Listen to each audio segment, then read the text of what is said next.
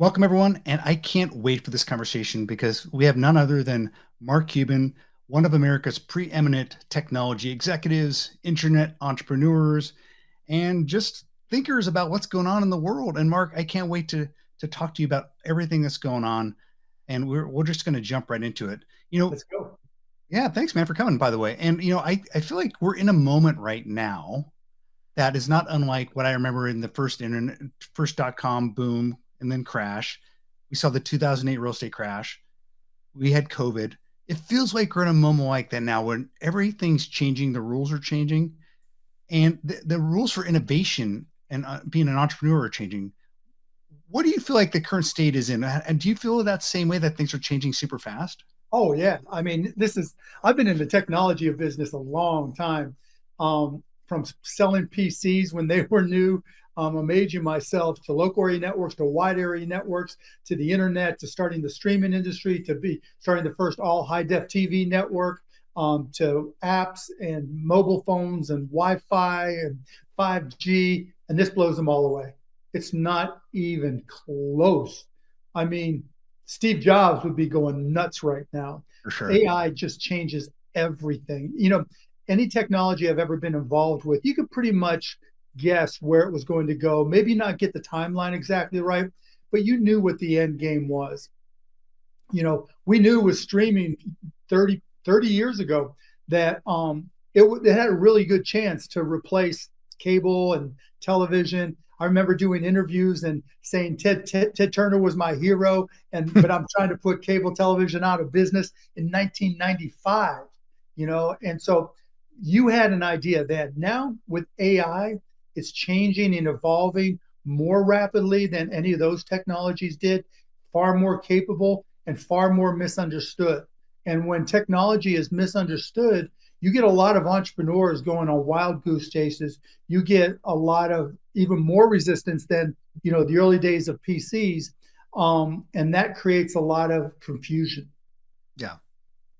And I feel like AI is both so going to radically change things, but also like there's a little bit of hype there. Like I feel like there's a lot of companies that are jumping on a lot of the Web3 startups and entrepreneurs 3 years ago. They've all slapped AI on their company Right, name right, now. right. Like that's going to change the blockchain, right? And look, I'm a huge crypto and blockchain fan, but there was just a lot of garbage and it didn't live up to the hype. Bitcoin is Bitcoin, not to go too far afield, it's a store of value. But Ethereum, with the ability to use smart contracts, I really believed it would simplify enough that there would be an application that grandma wanted to use crypto for. Never happened. With AI, there's nothing. Every single person will have an application to use AI right this minute. I mean, when I go and talk now, it's inevitable that I ask who uses ChatGPT or some equivalent from just 6 months ago. Now, like it's always 98%. There's outliers who aren't using it. And that includes, I was at a group where nobody was under 50 and a few were over 80 and everybody was using it. I mean, there's just nobody, and it's just changing behavior. And so impact is underrated. Specific skills, if you will, or capabilities are overrated. It's funny because I feel like so much of the advice we gave young people over the past 25 years was go into STEM. If you could get into that computer science program, learn coding, etc. But I don't know if I'd give them that advice anymore. No, Oftentimes I tell young people go into trades because that's not going to be displaced by AI. no, we can talk about whether trades will be displaced. The question is when. But like 2017, I remember doing an interview with Bloomberg where I got destroyed by saying that AI will replace low end programmers. Now, being logical, critical thinking, being creative, AI will never replace those. AI can't work in real time. People can. But in terms of STEM and going to college, you still need to go to college because college will evolve. AI will have such an impact 2, 3 years from now. We're not talking about kids using ChatGPT to cheat because any school that has curriculums and teaches in a manner that allows them to cheat isn't going to stay in business, right? Nobody's going to keep on going to that school. We'll use it in a way that allows kids to go at their own speed, no matter what the subject matter. and the professors slash teachers slash resident RAs, teaching as TAs rather, will be able to guide them and push them and really act as the AI manipulators to help these kids become more educated about whatever the topic is. And as far as construction and physical jobs, plumbing, electrician, those are going to change too, because a lot of AI tools are going to be used to monitor and measure and put plans together. And while understanding electricity to be an electrician, like I don't have any building skills whatsoever. When Yeah. you want me to put in a new plug, hell no, I'll electrocute myself. But with AI, I just point my phone at it and it'll guide me through it. Yeah. And so while an electrician is far more skilled than just putting in a plug, I don't know that a lot of those capabilities aren't going to be impacted so much that it'll be simplified to the point that a lot more people can do the job. And so while going and being an apprentice for any type of skill like that is valuable, you're still in that trade are going to have to know how to use AI and understand what it does. And I guess the bigger point is there is no job that won't be touched by artificial intelligence, whether it's an optimization, in some cases replacement, some cases creating new jobs because you know how to use AI. It goes in all directions. There's so many questions already piling in, and we'll get to some of the folks' questions. But I do want to ask you about what we're seeing today with kind of the growing environment of distrust around science and innovation. Certainly, this administration is de-emphasizing science and trust in those long-standing institutions that have really kind of provided pillars to the American life for so long. What do you think of that? Do you think like that is a going to have a destabilizing impact on government and life? Well, I don't see it as a positive for sure. I mean, the second and third order impacts are certainly negative, whether it's not trusting science or scientists or research or defunding them. But hopefully, it's only a 4-year time frame. And if you look at a longer time frame, 10, 20, 50 years, which science typically evolves over, then it's a blip. Because I think at some point, and again, I'll go back to AI. AI doesn't care about your feelings. Yeah. Where now, not to get too deep, but everything is driven to us by algorithms. Almost everything that we consume right now, other than just going to a basic portal page or front page, home page, all of our social media drives to us based off of algorithms. And those algorithms aren't there to educate us. They're there to maximize revenues. And so in an algorithm and AI that's trying to maximize revenues on a social media app where it earns more the more you click, the more you scroll, then it's kind of contrary to true education. And so that's led us down that rabbit hole of people getting pushed to anti-science, people getting pushed in different directions. AI outside of that social media algorithmically driven rabbit hole is completely different. Now, you can create an AI that's trained on misinformation, but that's going to be hard because it's so expensive. You're seeing these companies that are competing to be the top models, right? Sounds like a TV show, but those competing to be the top model are spending tens of billions of dollars, often per year. And so they're not going to make that investment and constrain the data that they're being trained on, particularly since it's so competitive. They have to be better than their peers and their competitors. And so the bigger point here is I think AI models reduce misinformation. And you even see, the Trump administration with their AI executive order here recently, saying it can't be woke and this and that. But again, AI doesn't care about your feelings. And so I think that's going to be a tool for reduction of misinformation. And you see that with Grok, where Elon Musk kind of added these guardrails, quote unquote, that led it to be anti-Semitic.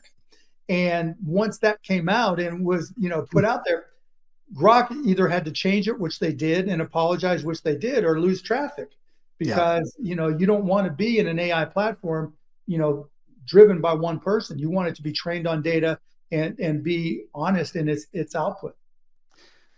Your point around this is being temporary blip, the one where I have about a longer standing impact is the brain drain and kind of Yeah. people moving away from the US and scientists saying, hey, let's go to Canada, let's go to Europe and put our base of operations there because America isn't welcoming. That isn't easy to get back. Well, I think we can get it back depending on what comes next. Okay. But at the same time, you're right. The real balance of trade, the real trade deficit is intellectual capacity, right? It's like what's our brain, trade balance? Is it it's always been import. We've always had a trade deficit because we import more than we export. Now we're going to have a trade surplus because we're exporting more intellectual capability than we're importing. And that is the ultimate balance of trade that matters. And I agree with you. Like right now, that going out the door is a real problem. It's worrisome. There's some great questions. I'm going to interweave them with my conversation Sure. with you. So, um, Scott Heiminger asks about, he says, thanks for putting a spotlight on inventors and entrepreneurs. He says, what does it take in 2025 to attract, I'm going to say hardware startup investment, because it does seem like hardware investment, oftentimes for VCs, is a scary thing because it takes such patient capital. What do you think about investing in hardware, whether it's consumer facing hardware or industrial hardware? Is it something that's just you shy away from? Yeah, I do, just because I have to know the industry. So like with kitchen hardware, I use a microwave. I used to know how to make spaghetti, and that's about as far as I go. And so, unless it's something I truly understand, I'm not going to be active in it. But right now, in any consumer facing product, the supply chain is critical for obvious reasons with tariffs. Understanding how and where you're going to sell it, because that's changing. SEO is changing very rapidly because supply chains and costs are changing. The distributors you use within the food industry. And I don't know the distributors for the hardware side of the food industry, but I know there are there, and so the decisions they make and how you're going to get restaurants to buy your product, or kitchen, consumers to buy your products for their kitchens, you have to not only design something that stands out, has a moat, and is differentiated, you also have to deal with the bill of materials and tariffs impact there, your supply chain and manufacturing it, your ability to be agile as it changes, because who knows, what's going to happen next. And then in terms of actually selling it to consumers, if that's your market, SEO is changing, right? It's the days of just saying I'm going to put it on Google or Facebook or Reddit For sure. or you name it, are gone, right? Or let's just say they're evolving, not gone. And a lot of that is going again to AI. It is now you can expect that someone's going to say, I'm trying to cook this, da da da da da. I'm not really happy with the utensils that I have or the kitchen hardware I have. What would you suggest?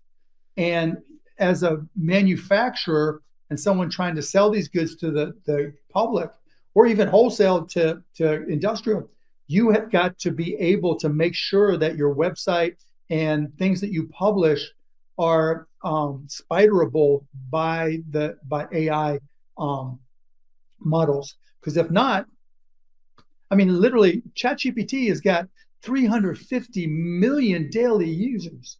Yeah, that's That's crazy. insane. You mentioned it's so much harder to get discovered because SEO is changing. Well, I feel like one of the best ways to get discovered over the past 20 years, if you're a startup, is get on Shark Tank. Right? And so, because it's literally millions of dollars of essentially a free commercial, and that I think it's what a lot of people missed. Even if you don't get invested in by a Mark Oh, Cuban, the fact that they're showing up on there and it's going to be on repeats is huge. And so, talk a little bit about that. I mean, I'd love to hear your thoughts. I think it's been announced. You've announced that you're not going to be doing Shark Tank after this year. right. Do you think Shark Tank as a franchise, as that free advertising for startups, is going to continue to be a very important Oh, thing? yeah. Yeah. There's a lot of reasons why Shark Tank will continue and do well. I did it just because of family time. Because like right about now, might be shooting Shark Tank, right? And this Yeah. is time to spend with my family. But Shark Tank sends the message, and it's why I did the show for 15 years, that the American dream is alive and well. And the American dream and entrepreneurs and innovation is what makes this country different than every other country. That's why so many people want to come here to start their businesses. And on Shark Tank, You can have somebody from Idaho, from New York, from wherever, somebody who's 18 years old, somebody who's 80 years old, standing on that carpet telling millions of people about their product. And if you get an investment from us, great. Honestly, there are a lot of people, probably half the people that come on the show had no interest in an investment. They just Really? wanted to get the commercial. Oh it's inevitable. But at the same time, if you're able to get on there, and I strongly suggest that you apply. If you have any type of consumer product, get yourself to $100,000 in sales. That's pretty much the minimum that they'll take. Um, have a website, have a way to sell in the event you get on and it airs, and go for it, because it is the world's greatest commercial, no doubt about it. I mean, in the early days, and it's because TV's changed, it's not quite as hype now. In the early days, we would have people come on and that very night sell $1 million worth Yeah, of for product. sure. Yeah, and now it may be 300, 400,000, but that's damn good for a small business. Carlos had a good question, and kind of along what I was thinking. I followed the smart home industry very closely. So I remember Jamie from Doorbot, and Doorbot famously didn't get an investment. They later became Ring and did very well.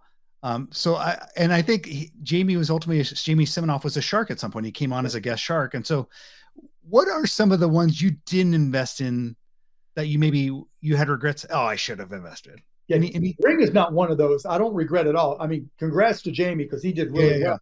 I kind of have this rule. If you have to invest hundreds of millions of dollars to do tens of millions of dollars in sales, it's not a fit for me. There are just some businesses where the Sure. amount of money you have to spend on marketing, promotion, and advertising is enormous. And I just don't like those businesses. I like businesses that, you can grow organically because the product is so good. People tell others, and that's how the business grows. Um, or they market really innovatively. Like Dude Wipes was, one of my favorite Shark Tank investments. I gave them $200,000 for, I think, 15% of the company or 20% of the company, and now Dude Wipes is everywhere. But while they spend money on advertising, they're really innovative. Same Beatbox Beverages. I gave them $1 million for a third of the company, and I mean they're doing, I don't even know how many millions, hundreds of millions of dollars in revenue. I mean, it's just insane Yeah. mush. I mean, Game Day Couture, which sells clothing for, people to wear, at their favorite sporting events. All these companies, they didn't have to raise hundreds of millions of dollars. And that's the key. And those are the deals that I like the best. In terms of others that I missed, probably Spikeball.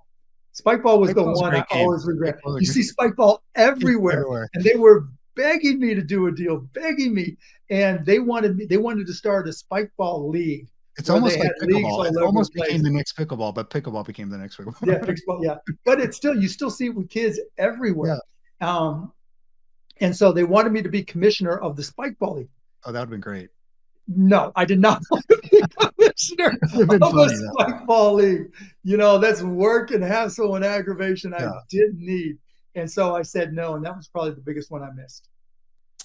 Um, the kind of looking at the advice you would give to an entrepreneur, Ayla Langer had a great question. Like if you're giving advice to like a young person nowadays, what and they're kind of at the beginning of their career and they want to be an entrepreneur, what would you say? What would you advise for them to do? Learn everything you can about AI because it changes everything. You can, go to, hopefully you've gone to college and taken business. You still want to read books about and by every entrepreneur you can find, because that just gives you an angle. The thing about AI, you have to know the questions to ask, and you have to understand the responses. And so, but that said, if you've made the decision to start a business, going into AI and just saying, write me a business, here's everything I want to do, what I want to accomplish, here's what I know, here's what I don't know. Write me a business plan, put together a marketing plan. What's the best way for me to promote it and market it? Where should I spend my money if I only have $79? Those are the questions you can ask AI that in the past you'd just kind of be, stuck because you might not have access to a mentor or an expert or a professor that can help you. Now you've got Mark Cuban in your phone, and they're going to give you real. I ask those kinds of questions, and I know how to disseminate what's good and what's bad, but to get started and to ask it follow-up questions and to try things and see if it works, AI is like having a cadre of the world's best business professors and entrepreneurs right in your hand. And so that's part one. Part two is within the kitchen industry, everywhere, there's going to be two types of companies: those who are great at AI and everybody else. And if you don't understand AI, there's going to be somebody that is using it to try to get it to gain an edge on you.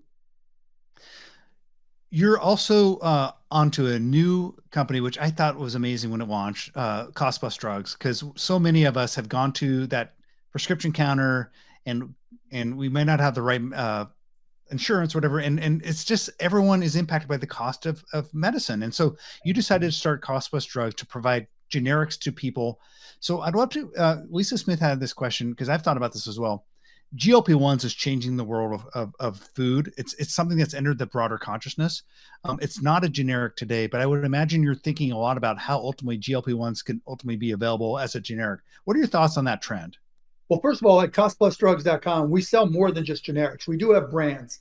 We just don't have all of them yet.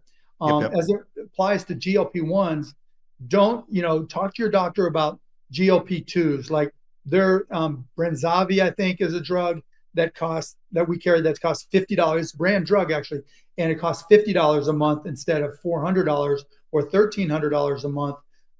And so while the GLP-1s, the injectable GLP-1s, can do more in terms of weight loss and dealing with other issues, I think those will come down in price because of the competition. And I think you'll see new forms of GLP-1s and pills come out as well, which will also put the pricing down. And we'll carry everything we can. The only reason there's certain drugs we don't carry is because there's these things called pharmacy benefit managers that basically control the entire pharmaceutical industry. And they see us as competition. And in the generic area where the drugs are most expensive, what's called specialty generics, we've cut prices down for chemotherapy drugs like imatinib from $2,000 or more to $21 to $40. And so those big guys don't like us. All that said, as entrepreneurs, running businesses, working for small businesses, if you have a high deductible plan, you don't have insurance, there's a good chance that we carry your medication, and there's an even better chance that you can pay cash through us and it'll be cheaper than your deductible and out of pocket. And if you happen to live in Tennessee and Texas, you can send the receipt to your insurance company and they'll have a count against your deductible. But more often than not, people can, have a whole year supply for less than their deductible. So go to costplusdrugs.com and check it out. There's no downside. And let me just add real quick, the way we work, when you go to costplusdrugs.com and you put in the name of the medication, when it comes up, we show you our actual cost. This isn't just like one price. We show you our actual cost. We only mark it up 15%. And then if you want it mail order, it's $5 for the pharmacist and $5 for shipping. Or we have local pharmacies and you can do a pickup there. So we're completely transparent. You know exactly what we pay. And as our volumes go up and they're going up fast and our prices go down, our costs go down, our prices go down with it. So check us out, costplusdrugs.com. I mean, one of the things that living in America brings with it is what seems like a very broken healthcare system. And so I think part of it, of fixing that, is getting lower cost prescriptions. I've often thought about, as we see the arrival of agentic AI, there's people already starting to create essentially nutritionist agents that essentially act as your agent. I do think as a first line of defense, if you can't get in to see your doctor right away, AI could essentially give you some advice. Oh, I do it all the time, right? Yeah. I mean, like I've had to, we all get old, you have to deal with stuff. And I'm putting in questions there. And let me just tell you this, like I have to take this thing called Synthroid for hypothyroidism. And I also needed more iron after I got my blood tested. I had no idea that taking them both at the same time didn't work. My doctor didn't even realize that. So I would take my iron at the same time I took my Synthroid when I got up in the morning, and the Synthroid was barely working and my iron levels weren't going up. I put in ChatGPT, can I take these things at the same time? And it said, hell no, do not take them at the same Saved. time. It said you have to have 3 hours between them. And so now my, TSH, for those of you who have to take Synthroid, it went down from like in the fives to actually in the eights, down to right where it should be, perfect numbers. And my iron levels are going up as well. And so as a front line of defense, not as replacement, ChatGPT is really good. And I also use this site called Open Evidence, which is designed for doctors. And, it's my way of checking ChatGPT's work. Eric Schulze has a question about why don't you invest in more speculative investments? Is it because of the capex? Is there, or do you feel like you do invest in more speculative investments? Oh, I invest in very speculative investments. It really comes down to whether I understand the industry and whether I think the entrepreneur has something that's differentiated and protected. What often happens with inventors, no inventor creates something thinking it sucks, right? Every inventor, whatever they make, they think it's the best. That's why they're making it. But it's also hard for inventors to be self-aware when it comes to their product relative to the market and what it's going to take. Honestly, I like inventors. I like helping them. I don't like investing in them. Just like I don't like investing in doctors, because they're so smart and they're so focused and they're so into what they're doing. It's really hard to be objective. Now, doesn't mean I never will, doesn't mean I haven't, but it's rare. I really prefer something that has a moat. And inventions, particularly in the kitchen industry, are hard to have a moat around them. And I think that you probably have a good idea of the type of person you do like to invest in, because I think on Shark Tank, it seems so much it's about the team and that amazing entrepreneur. Is there someone that when you see someone on Shark Tank, you do, oh, this person's going to be a great entrepreneur, I want to invest in them? A Yeah, if quality? they're really into selling their product. In Okay. my mind, sales cures all. There's never been a business that's succeeded without sales, obviously. But more importantly, if a great entrepreneur loves their product so much that all they want to do is sell it, because it's not selling, it's helping. This spatula is so amazing. If you don't buy my spatula, and let me just tell you why, because da da da da da. And they're walking up to people on the street talking spatulas. If you love your product that much, that's all you want to do, and either you or your team is capable of executing on that love for your product, then I'm interested. Kelly has this question about customer engagement in the era of automation. And that's a really interesting question, because I think that consumer interaction layer is increasingly becoming automated. And so there's a chance that consumers will feel that, and this layer of inauthenticity might kind of bug them. So how do you advise brands to build loyalty in an era where everything's becoming automated? Yeah, that's a great question. So things that are just volume and people know that it's volume, customer support calls, um, you know, sales emails or calls, those things are all going to get automated, and we'll accept that, right? Just because we're going to be on both sides of the equation. In our jobs, we know that these are the boring things we hate to do, and we already are dealing with, telephone systems, press one, say this, and they'll actually be better than those things. But at some level, because of all the AI that we're seeing, you're going to have more face-to-face engagement opportunities. And so I was just talking to a marketing agency yesterday, and I was telling them, you need to start having events where people can come in and see everybody face to face. It could be a happy hour, it could be a seminar, it could be whatever it is. Just, as long as the economics work for you, in this case it did, just so people see you face to face, just to know who you are. It's kind of like during the beginning of the pandemic, we went to Zoom, and everybody was so uncertain that Zoom was okay, but the minute the pandemic ended, even if we were working from home, We were going to more concerts. We were going to more sporting events. We were getting out of the house. We had cabin fever. And so I think there'll be, a business cabin fever where whatever you can do to bring people together to show them that the people in the company care and are for real, and it's not all just bots. And that won't, you won't replace the bots because of that, but it'll encourage people to accept the technology because they know you care enough to bring them face to face. In an era when AI is creating lots of misinformation, you can't tell with photos or videos what's real anymore. There's going to be a premium on in-person engagement, kind of connecting with Yep. real people. 100%. Yeah, I agree with that. I mean, and I even think we're going to get a diminishing in social media because you don't know what's real or not. There'll be so many fake accounts. You're already seeing them.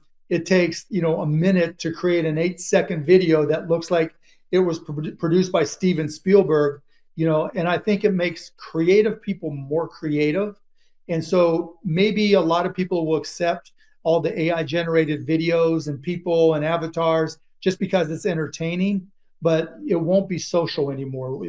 We're eliminating the social out of social media, but that'll open up doors for other opportunities for us to get together. And I think, in-person entertainment, events, etc., or even like this, where, maybe one of us, maybe this is just an avatar and it's not really me, but It's a pretty it'll good one. most likely be unlikely, or we'll have some signal to say it's really me.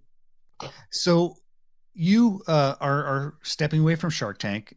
I was more surprised, quite honestly, that you sold your majority stake in the Mavericks. Because when I look at Mark Cuban, I feel like his major passion, or one of his major passions, is the basketball team. It's the For sure. Mavericks.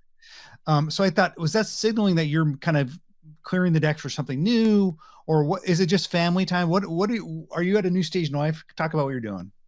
So I sold the Mavs for, I still own 27%, but I sold control of the Mavs for a couple of reasons. One was family. Mhm. I'm getting up there in age, and honestly, I didn't want my kids to take over. And they were kind of upset about it, but I wanted them to fight their own path and lead their own way. And sports can be a really mean industry. Yeah. You saw what happened when the Mavs traded Luca, right? Putting my kids anywhere near that, I don't want to be anywhere near that. So that's one. Number two, the economics of sports have changed dramatically. When I first got in, it was very entrepreneurial. Almost every owner was just an individual, some rich guy or girl that, owned their team out of passion for sports. And then slowly but surely it changed to where, there's private equity because the teams got so expensive. Yeah. But Yeah. because, new TV revenues and all these other revenues, really, in order to be able to compete, you've got to know real estate. Every new sports deal involves some amount of real estate, a new arena, a new stadium, areas around there. I don't want to be in the construction business. I ran the Mavs for 23 years because I love basketball. There Yeah. was nothing I liked better than screaming at a game before a game, getting up shots, and just, or, shooting with the guys. Loved it, nothing more. But I didn't have to worry, even though we lost money most years, I could afford it. But all I had to do was think basketball. Now it's gotten to the point where we're like, kind of like sports 2.0, where if you're not good at construction or gaming or whatever, you're not going to be able to compete. And you always knew, by the way, there's no other asset that appreciates like a sports team. And it's to the point where looking at what the Lakers sold for and what the Celtics sold for, you almost have to be, there's only like maybe 10 people that can maybe buy the teams now. Like it's like Well, yeah, Jeff that's why Bezos, there's so much private equity, right? I right? mean, all those deals, the people had to raise more money. And they didn't buy, well, the Celtics did. The Lakers just bought, he already was an owner, so just bought enough incrementally to get control. But it's just like, one, okay, I sold probably for too little, but two, I'll still be okay. But more importantly, it's gotten away. And I said this to Adam Silver, the commissioner. It's not entrepreneurial anymore. When I first got there, like the first 10 years I owned the Mavs, the value of teams went down. There was a Mm. point in time in 2010 where the New Orleans franchise, we couldn't even find a buyer. There was nobody who would buy it, and the league had to take it over. And so I don't think it's inevitable that sports valuations will continue to go up, but it just is not as entrepreneurial as it used to be. Now in those meetings, the last meetings I was at, it was like every discussion was about valuations as Yeah. opposed to improving the league. And I was just like, that's just not where I want to be. And what, by the way, as a Seattle Sonics old fan, thank you for supporting bringing the team back. At some point, we need to bring them back. Yeah, I was the only one. Me and Paul Allen were the only I ones know who you were voted the only against ones. moving. I always remember that. So as you think about kind of white spaces in technology, we talked about AI. What's next? Is it quantum? Or do you see an area that if you're investing that you're excited about, or you're looking for startups, maybe there's not a lot in? I don't really fully understand quantum, so I haven't done anything there. But I just think there's so much more with AI. Um, but let's talk about what people don't understand about AI. You know, AI is not smart. It doesn't think. It just memorizes and anticipates. It's like the world's best autocomplete, right? So you Mhm. know how you start writing in your address and then it finishes out your address, or you start putting in a sentence and it finishes the sentence and you just, hit forward and it enter and then it types it out for you. That's effectively what AI does. What AI can't do is truly think and understand. And I'll give you an example. If you show AI a video of a kid knocking over a glass of orange juice, and you show them 20 different kids knocking over a glass of orange juice, and then you ask it what's the rule that causes orange juice to be knocked over, it can't answer you. And if you say to it, what's is there a law that causes the orange juice to fall, it can't answer. It doesn't understand the world itself. You have to ask it a specific question in text. Whereas a little kid who's knocking over the orange juice, if you have a 3-year-old that knocks over orange juice and gets scolded by mom or dad and then does it again and gets scolded again, by the third time, it knows if it pushes that orange juice, it's going to fall off the table. That little kid is smarter than the smartest AI because it doesn't have to ask anybody a question. It already knows. AI has to be asked a Yeah. question it won't already know. And then just in terms of real world and real time, right this millisecond, so much is happening around the world, and AI has no access to that information. And there's always going to be new things that happen in real time, and AI can't accommodate that latency. People can't. Literally, like full self-driving cars aren't quite there yet because it can't anticipate everything. But if I take my 5-year-old mini Australian Shepherd Tux and put him at an intersection and Tux sees cars, Tux knows not to cross the street. And so my dog is smarter, and many Australian Shepherds are smart dogs, but it's smarter than a lot of self-driving cars.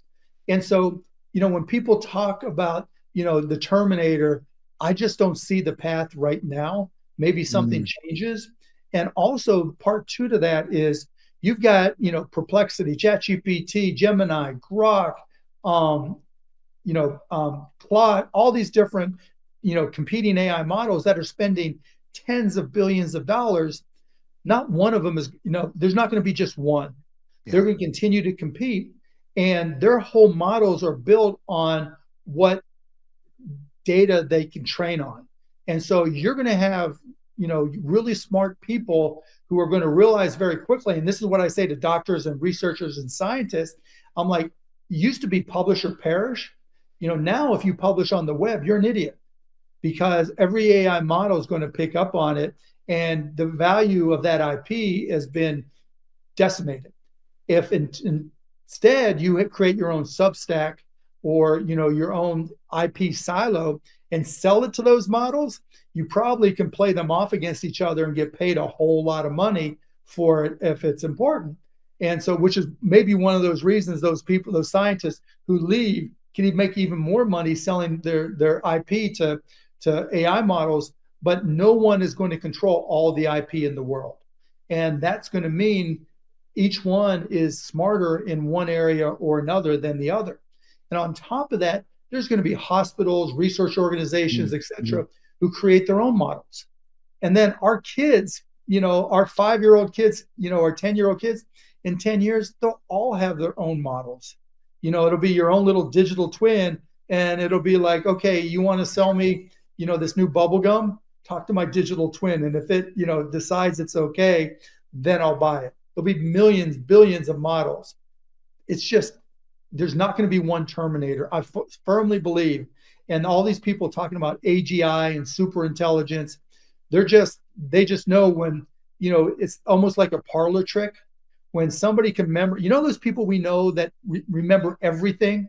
Yeah. And we're amazed that they remember it. Like my girlfriend from college, to this day, I can call her and ask what happened at school, and she'll remember that's what, AI right now really is. It's the person who remembers everything. Doesn't make them smart about anything. It just gives them a good memory that they can bring back up on command. And so I don't think, based off of what I know now and what I've seen, there's going to be one dominant AI. And so when people say AI as if it's just this one singular thing, no, there'll be a lot of competitors.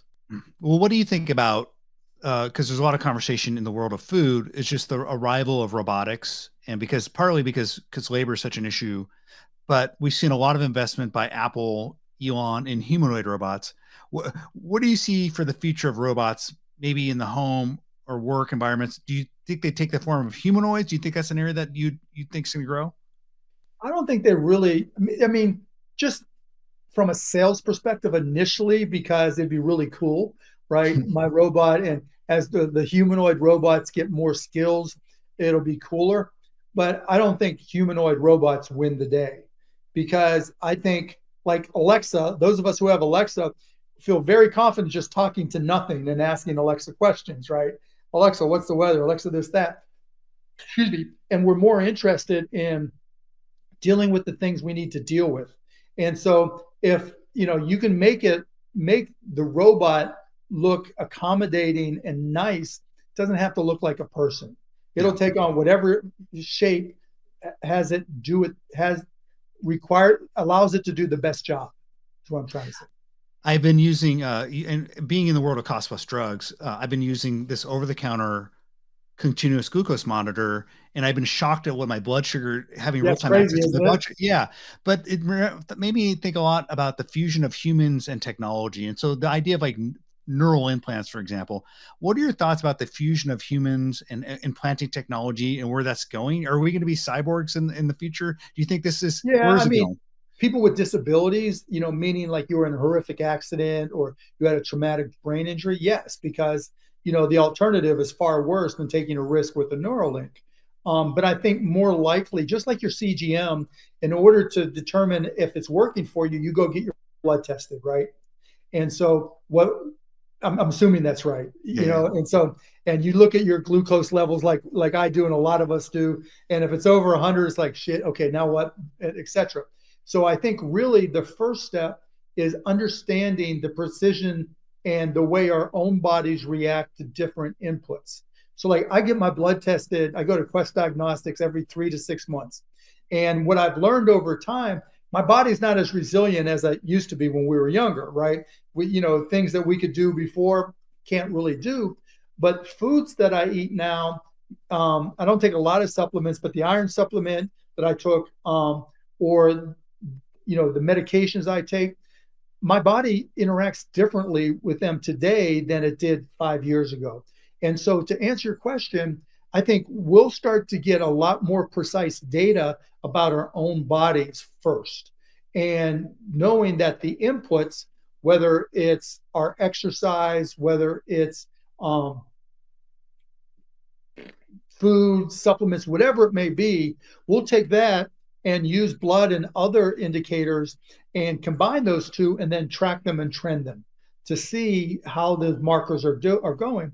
And in the past, we used to gauge how healthy we were by benchmarks that applied to everybody kind of like us, right? You're male, you're 50 to 60. Well, that's a big range, right? Not every 50-year-old is the same as a 60-year-old. And trying to fit in that benchmark makes no sense whatsoever. And I think the first step will be we'll learn to customize the information that we receive to us individually so that your glucose numbers aren't going to be the same as mine. Well, Mark, we've taken a lot of your time. I really appreciate you doing this. As always, I appreciate all your insights, and I think the audience really did ask some tons of questions. So this has been great. I really appreciate your time, man. Thank you for doing this. Thanks for having me on, Michael. I really enjoyed it. It was a lot of fun. Great All right, interview. man. Talk soon. Appreciate it. Thanks, everybody. Bye, guys.